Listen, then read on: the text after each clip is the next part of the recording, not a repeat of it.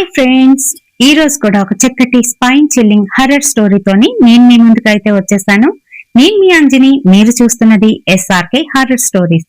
మరి స్టోరీలోకి వెళ్ళబోయే ముందు నాదొక చిన్న రిక్వెస్ట్ అండి. మీరు లైక్ తో పాటు హైప్ కూడా వేయండి. అలాగే స్టోరీ నచ్చినట్లయితే, మన కంటెంట్ బాగుంది అనిపిస్తే ఖచ్చితంగా మన ఛానల్ ని సబ్స్క్రైబ్ చేసుకొని మనలాంటి మరికొంతమంది హర్రర్ ప్రియులకి ఈ వీడియోని అయితే షేర్ చేయండి. మరి ఇంకెందుకు ఆలస్యం, లేట్ చేయకుండా ఈ రోజు వీడియోలోకి వెళ్ళిపోదాం.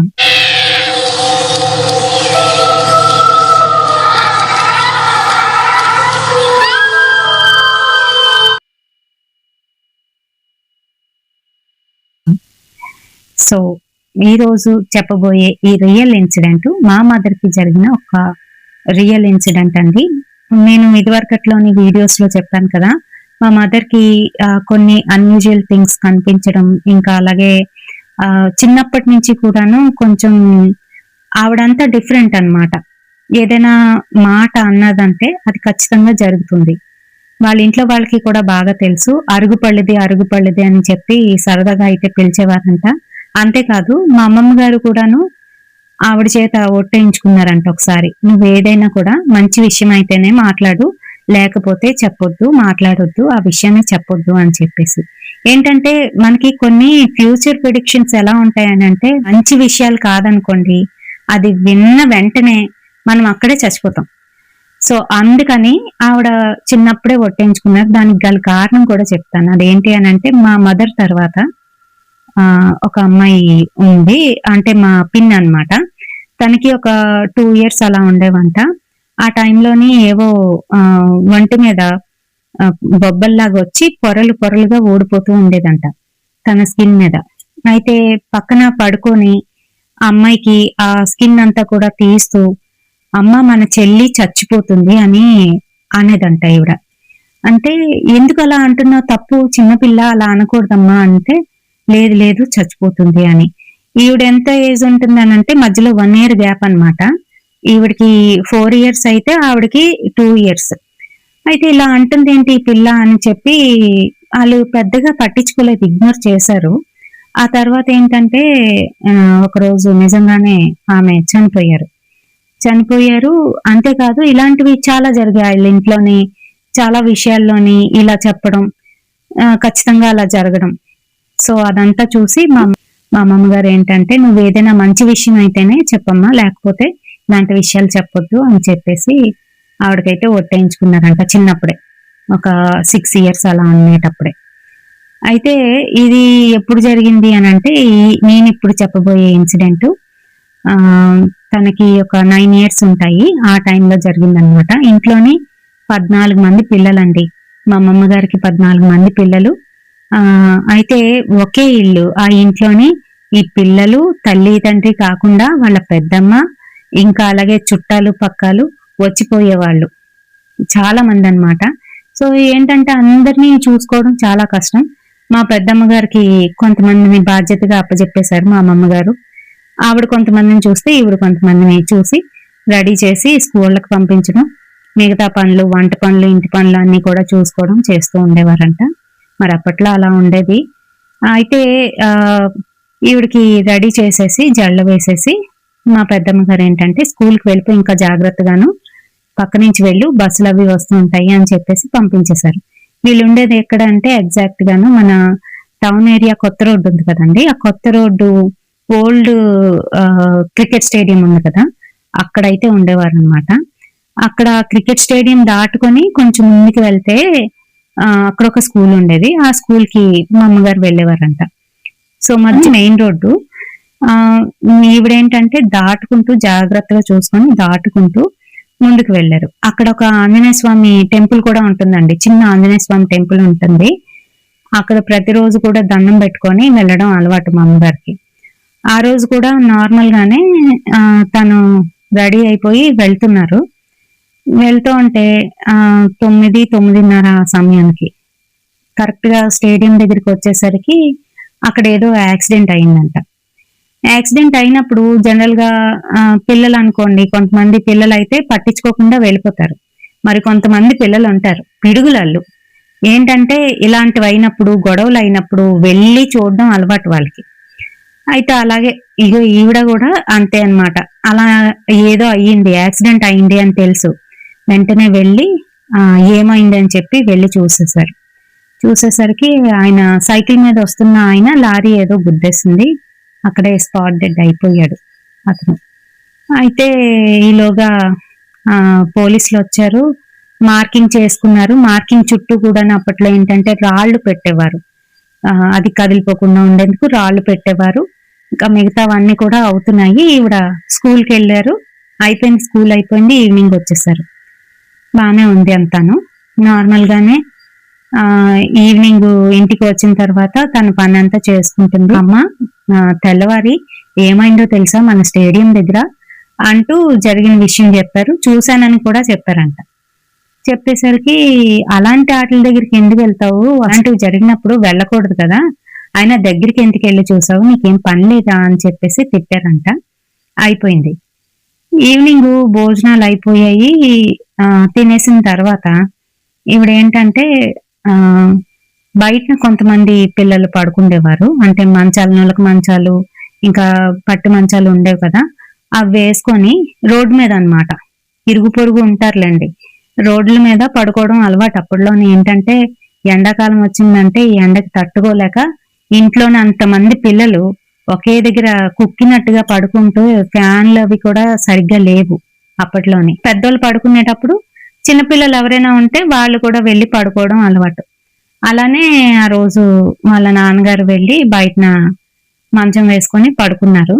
పడుకుంటే నేను నాన్నతోనే పడుకుంటాను, నేను నాన్న దగ్గరే పడుకుంటాను అని చెప్పేసి ఈవిడేమో వెళ్ళి వాళ్ళ నాన్నగారి పక్కనైతే పడుకున్నారు.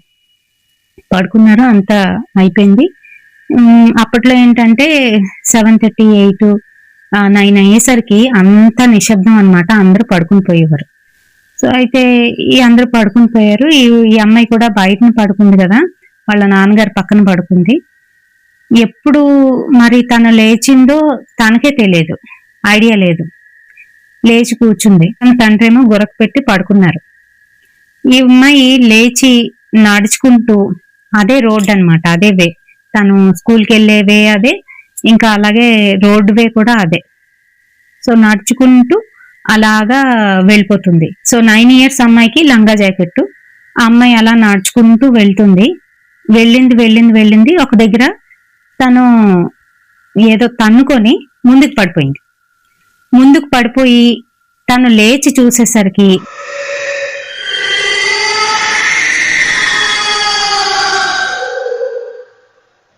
ఎదురుగాను తను ఏదైతే మార్నింగ్ ఎవరైతే చనిపోయి అక్కడ రాళ్లు పెట్టారు కదా, ఆ రాళ్లను తనుకొని మధ్యలో పడిపోయింది ఈవిడ.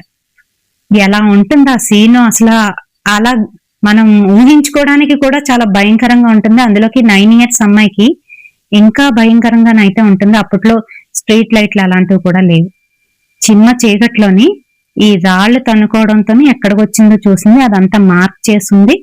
ఈవిడ లేచి గబగబా కళ్ళు మూసుకొని దేవుని తలుచుకుంటూ లేవబోతుంటే లేవలేకపోతుంది. అక్కడ మనిషి ఉన్నట్టుగానే అనిపిస్తుంది ఈవిడికి, లేవలేకపోతుంది, భయపడిపోయింది. ఇంకా గట్టిగా ఆంజనేయ స్వామిని తలుచుకొని, ఎందుకనంటే అదే లైన్ లో గుడి అనమాట, ఆంజనేయ స్వామి గుడి. ఆంజనేయ స్వామిని తలుచుకుంటూ గట్టిగాను జపిస్తూ, స్వామివారి దండకం జపిస్తూ ఆవిడ లేచి కళ్ళు మూసుకొనే మళ్ళీ రిటర్న్ వెనక్కి వచ్చేస్తుంది అనమాట, కళ్ళు మూసుకొనే. ఎందుకనంటే కళ్ళు ఇప్పితే అంత అంధకారం, చీకటి, అది అసలు రియల్ గా జరుగుతుందా లేదా కలకంటుందా అనేది కూడా ఆవిడకి తెలియని పరిస్థితుల్లో ఉందన్నమాట. ఇంకా ఫాస్ట్ గా వెనక్కి అయితే ఇంటికి వచ్చేసింది. గట్టిగా అరిచేసి ఏడుస్తుంది, ఆయాస పడిపోతుంది, మొత్తం చెమటలతో ఒళ్ళంతా తడిచిపోయింది. వాళ్ళ నాన్నగారు లేచి ఎక్కడికి వెళ్ళావు, ఏమైంది, ఏంటవుతుంది అని అంటే, ఇలా నేను పొద్దున్న చూసిన దగ్గరికి వెళ్ళిపోయాను, అక్కడ పడిపోయాను, కాళ్ళకి దెబ్బ తగిలేసింది, రక్తం గారిపోతుంది. అమ్మో ఏంటి పిల్ల ఇలా చేసింది అని చెప్పేసి అక్కడ ఉన్న వాళ్ళందరూ లేచారు. ఈలోగా మా అమ్మమ్మగారు ఏవో దిష్టి తీసేసి పడేసి అమ్మాయిని తీసుకొని లోన్కే తీసుకొచ్చేసారు. ఇంకెప్పుడు నువ్వు బయటను పడుకోకమ్మా, ఇలా చేయకు అని చెప్పేసి తీసుకొచ్చి లోపలైతే పడుకోబెట్టారు. ఆ ఇన్సిడెంట్ అయిన తర్వాత ఆమె లైఫ్ లోని చాలా ఇలాంటి ఇన్సిడెంట్స్ అయితే జరిగాయి. మరి అందులోని ఆ తర్వాత ఏం జరిగింది అనేది కూడా మనం చెప్పుకుందాము. సో ఆ రోజు నుంచి చాలా ఇలాంటి ఇన్సిడెంట్స్ అయితే జరుగుతూనే ఉన్నాయి. ఈవెన్ నేను పెళ్లి కాకముందు వాళ్ళ ఇంట్లో ఉండేటప్పుడు కూడా ఆమెతో ఉండడం వల్ల మనం అది ఎక్స్పీరియన్స్ చేయగలుగుతాం అన్నమాట. నేను అందుకనే చెప్పగలుగుతున్నాను ఈ విషయాల గురించి. ఏంటంటే కొంతమందికి దెయ్యాలు కనిపిస్తాయి, కొంతమందికి దెయ్యాలు అసలు కనిపించవు. కానీ వీళ్ళకి దెయ్యాలు బాగా కనిపించి వీళ్ళు ఎక్స్పీరియన్స్ పొందుతున్నారు అనే వాళ్ళ దగ్గర మనం గనక ఉంటే మనకి కూడా చిన్న చిన్న ఎక్స్పీరియన్స్ జరగడం అనేది జరుగుతుంది. ఇది ఖచ్చితంగా నేను నమ్ముతాను. ఎందుకనంటే రియల్ గా మాకు కూడా అలాంటి సిచ్యువేషన్స్ మేము ఎదుర్కొంటే వాళ్ళము. సో అది అయిపోయింది. అయిపోయిన తర్వాత ఇంకా ఈ అమ్మాయి కొంచెం పెద్దదయ్యింది. ఎలా అంటే ఒక 9 years నుంచి ఇప్పుడు ఒక 10-12 years కి అయితే వచ్చేసింది. సో 12 years వచ్చిన తర్వాత వినాయక చవితి రోజు ఏం జరిగింది అని అంటే, వినాయక చవితి ఎప్పుడు జరిగినా కూడా మా అమ్మగారు ఆ రోజు సాయంత్రమే నిమజ్జనానికి తరలించేసేవారంట. కారణం ఏంటి అని అంటే పిల్లలు ఎక్కువగా ఉండడం వల్ల అంట్లు ముట్లు అయిపోతాయి.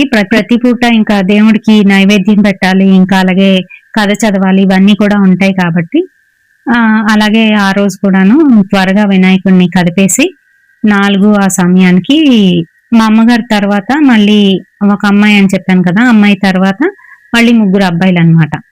అయితే ఆ మా అమ్మగారి తర్వాత అబ్బాయి ఎవరైతే ఉన్నాడో ఆ అబ్బాయిని పిలిచి, రే నువ్వు అక్క కలిసి వెళ్ళి జాగ్రత్తగా వినాయక స్వామిని నిమజ్జనం చేసేసి రండి. బీచ్ దగ్గరే కదండి. అప్పట్లో ఏంటంటే ఆ రోడ్డు మీద తిన్నంగా వెళ్ళిపోతే ఏవిఎన్ కాలేజీ డౌన్, ఆ తర్వాత బీచ్ అన్నమాట, బీచ్ రోడ్డు. ఇప్పుడు అంటే అన్ని కట్టేశారు కానీ అతను అలాగే దగ్గర కాబట్టి వెళ్ళి వచ్చేసేయండి, నిమజ్జనం చేసేయని చెప్పి మా అమ్మమ్మ గారు చెప్పారంట. త్వరగా వచ్చేయండి అని కూడా చెప్పారంట. బట్ వీళ్ళు ఏంటంటే పిల్లలు కదా, పట్టుకొని వెళ్ళారు. వెళ్ళి అక్కడ నిమజ్జనం చేసేసారు. నిమజ్జనం చేసేసి కాసేపు ఇక్కడ ఉండి ఆడుకొని అప్పుడు వెళ్దాంరా, ఇంత దూరం వచ్చాం కదా, కాళ్ళు పీకేస్తున్నాయి అని చెప్పేసి అక్కడ ఆడుతున్నారు. అక్కడ ఏంటంటే జాలార్పేటకి దగ్గరలోనైతే ఉంటుంది కదా, అక్కడ మనకి ఇప్పటికి కూడా ఉంటాయి. ఏంటంటే మధ్యలోని గోపురాల్లా కట్టి ఉంటాయి కదండి, కూర్చోడానికి అరుగులాగా ఉండి గోపురం కట్టి ఉంటుంది కదా, అలాంటి ఒక గోపురం దగ్గర బోలెడన్ని కాకులు గెద్దలు వాలి ఉన్నాయంట. వాలి ఉంటే వీళ్ళ మటుకు వీళ్ళు ఆడుకోవడం మానేసి, అక్కడ ఏదో నల్లగా కనిపిస్తుందిరా వెళ్దామా, అక్కడ ఏమైందో ఏంటో, బోల్డని కాకులు వాలయ్యి గద్దలు కూడా ఉన్నాయి అని చెప్తూ ధైర్యంగా ఈవిడ ముందుకైతే వెళ్ళిపోతుంది. అక్క ఆగు, వద్దులే అంటున్నా కూడా వినిపించుకోకుండా అక్కడికైతే వెళ్ళింది. వెళ్ళిన తర్వాత బాగా స్మెల్ వస్తుంది, దూరం నుంచే చూసేసింది. అదేంటి అని అంటే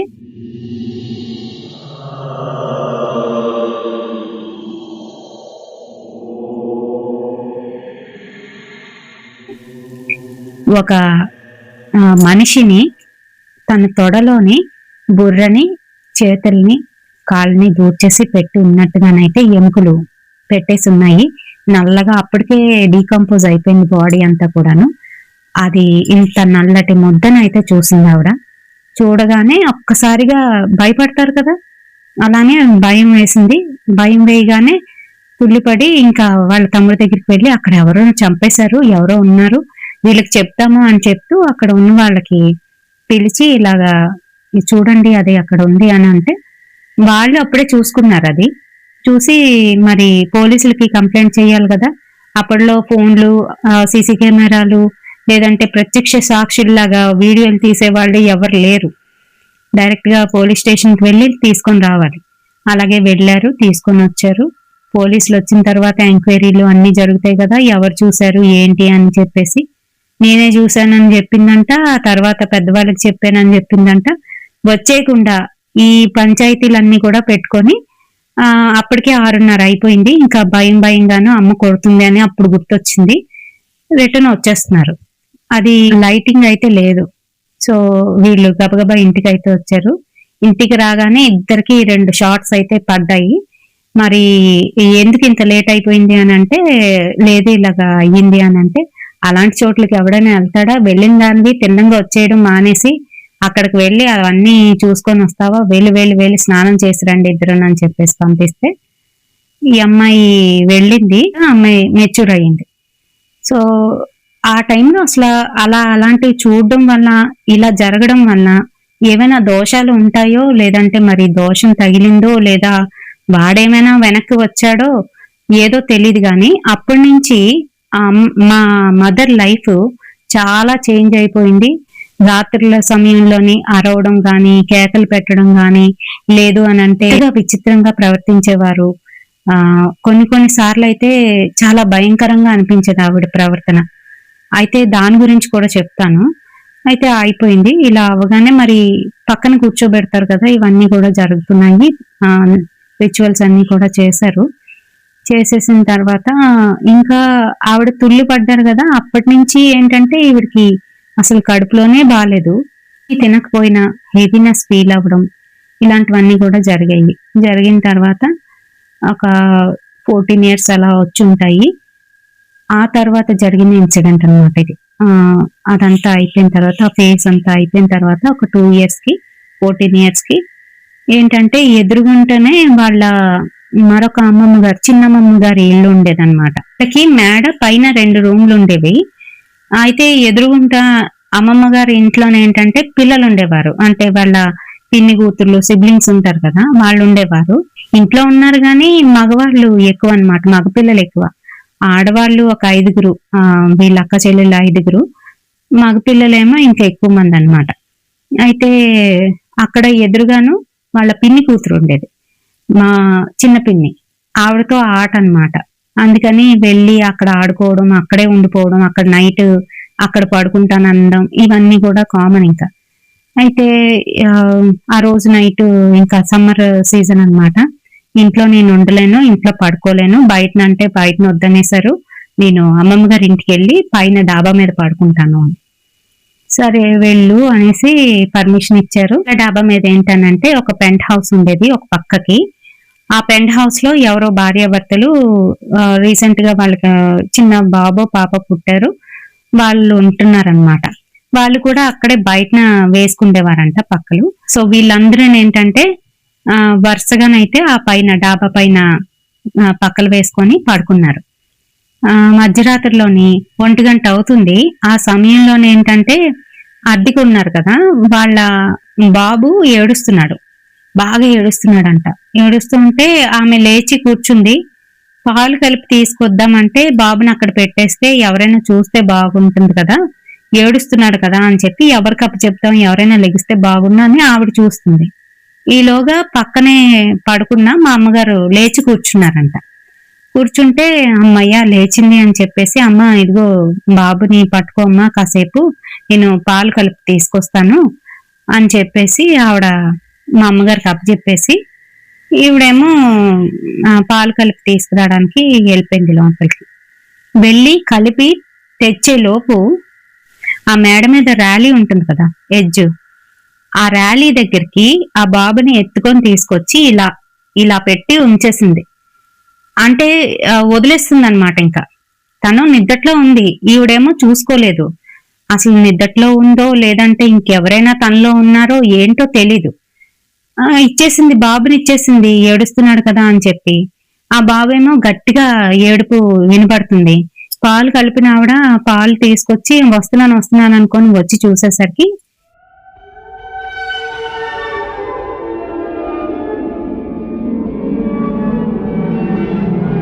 ఇలా పట్టుకొని ఉందన్నమాట. అది చూసి ఆవిడ గబక్కుమని వచ్చి ఆ అబ్బాయిని పట్టుకొని మా అమ్మగారిని వెనక్కి లాగి కొట్టిందంట ఒకటి.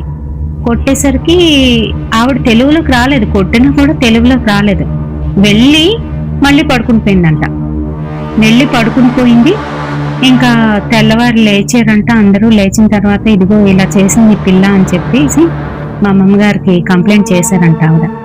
ఇలా జరిగిందండి రాత్రి అని అంటే, లేదండి ఆ అమ్మాయికి తెలియకుండానే అలా చేస్తూ ఉంటుంది, ఒక్కొక్కసారి గట్టిగా అరవడం ఇలాంటివి చేస్తుంది అని చెప్పి క్షమాపణలు కోరి, ఇంకా నువ్వు ఇంకెక్కడికి వెళ్ళకమ్మా, ఇంట్లోనే ఉండు, ఇంట్లోనే పడుకో, ఇంకా బయటని పడుకోవడం లేదంటే డాబా మీద పడుకుంటాను అనడం ఇలాంటివి ఏం కూడా చెయ్యకు అని చెప్పేసి అప్పటి నుంచి ఇంట్లోనే. ఇంకా మీ అందరికీ తెలుసు కదా, అప్పట్లో ఏంటంటే 18 ఇయర్స్ వచ్చేసరికి పెళ్ళైతే చేసేసేవారు. మరి అలాగే ఇంకా సంబంధాలు కూడా చూస్తున్నారు. ఆ సమయంలో ఒకసారి వీళ్ళ అక్క చెల్లెళ్ళు అని చెప్పాను కదా, మొత్తం 5గురు. చిన్న వాళ్ళిద్దరును బాగా వీళ్ళకన్నా ఏంటంటే ఒకళ్ళు 10 years చిన్న, ఒకళ్ళేమో 8 years అలా చిన్న అన్నమాట.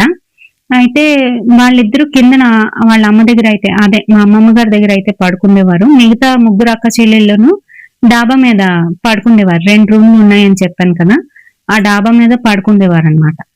అయితే అలా పడుకునేటప్పుడు ఒకరోజు మా అమ్మగారికి తెలియకుండానే నిద్దట్లోని గట్టి గట్టిగా మగ గొంతుకుతోని అరుస్తున్నారంట.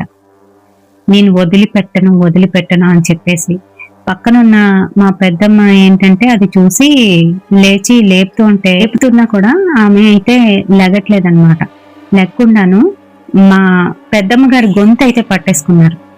పట్టుకోగానే ఇంకా గట్టిగా అరిచి విడిపించుకొని ఒకటైతే కొట్టారంట.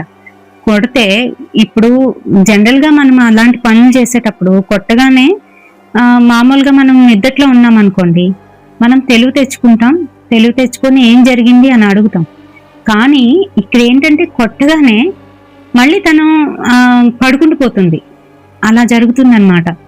సో ఏదో అయ్యింది అని చెప్పేసి మా పెద్దమ్మ గారు అయితే గ్రహించుకున్నారు. ఆ తర్వాత మా నాన్నగారితో పెళ్ళైపోయింది. పెళ్ళైన తర్వాత ఇలాంటివి ఏమైనా తగ్గుతాయని అనుకుంటారు, పొరపాటు చాలాను.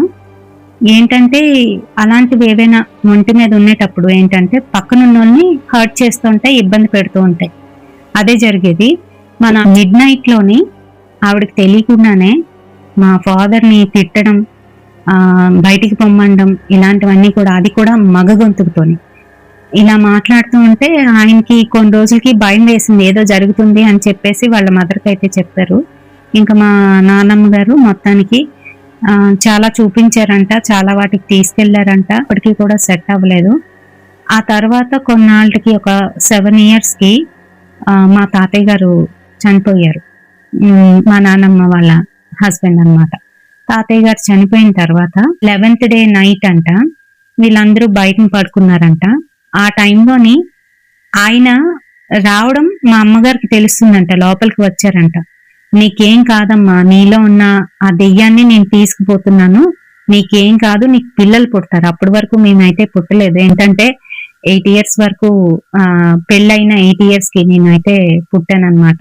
అతను వచ్చినట్టుగా, అతని సోల్ వచ్చినట్టుగా ఈమె పక్కన కూర్చొని నీకేం కాదమ్మా, నేను నీలో ఉన్న దెయ్యాన్ని పట్టుకుపోతున్నాను, నీకేం కాదు, నీకు ఇంకా పిల్లలు పుడతారు అని చెప్పేసి ఆయన బ్లెస్సింగ్స్ ఇచ్చినట్టు ఈమెకి అనిపించిందంట. అనిపించిన తర్వాత వెంటనే నెక్స్ట్ మంత్ లోనే కన్సీవ్ అయ్యారంట. ఆ తర్వాత నుంచి ఎటువంటి ప్రాబ్లం అయితే లేదు. కానీ మేము పుట్టిన తర్వాత, మేమిద్దరం, నేను మా తమ్ముడు పుట్టిన తర్వాత మళ్ళీ ఆవిడ అలాంటివి ఫేస్ చేయడం స్టార్ట్ అయ్యింది. అది ఎలాగో తర్వాత దాంట్లో చెప్పుకుందాము, ఇప్పుడే లెందీ అయిపోతుంది వీడియో అంతాను. సో వీడియో ఎలా అనిపించింది, స్పైన్ చిల్లింగ్ గా అనిపించిందా లేదా అనేది నాకు కామెంట్ సెక్షన్ లోనైతే కామెంట్ చేయండి. రియల్ గా జరిగినవి ఎలా ఉంటాయి అని అంటే, మనం అవి అక్కడ అనుభవిస్తున్నప్పుడు చాలా బాధగా, చాలా విషాదకరంగా, భయంకరంగా అయితే అనిపిస్తాయి. సో అంత పర్ఫెక్ట్ గా నేను చెప్పలేకపోవచ్చు, కానీ మీకు నిజంగా భయం వేసినట్లయితే ఖచ్చితంగా కామెంట్ సెక్షన్ లోనైతే కామెంట్ చేయండి.